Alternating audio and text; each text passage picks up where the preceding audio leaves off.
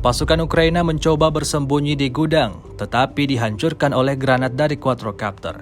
Rekamannya ramai beredar di media sosial Telegram pada Jumat 3 Maret 2023. Pejuang dari kelompok Rusia menggunakan drone berhasil menemukan rumah dan ruang istirahat angkatan bersenjata Ukraina di Makiivka.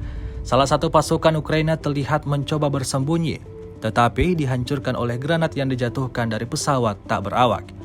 Untuk jaminan kehancuran, granat lain terus dilemparkan ke titik target seperti yang terlihat dalam rekaman.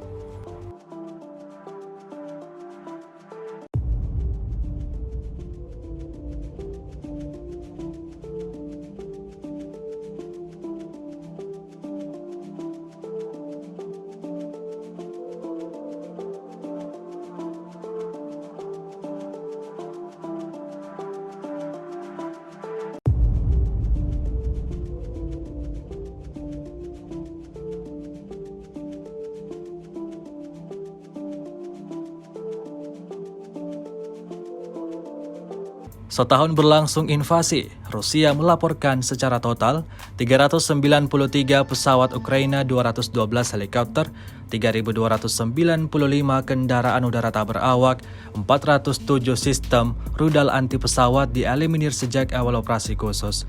Sedangkan dari kubu Kiev, Kementerian Pertahanan Ukraina melaporkan 715 tentara Rusia dieliminir dalam 24 jam terakhir. Total 150.605 prajurit Federasi Rusia meninggal sejak awal konflik hingga hari ke-372.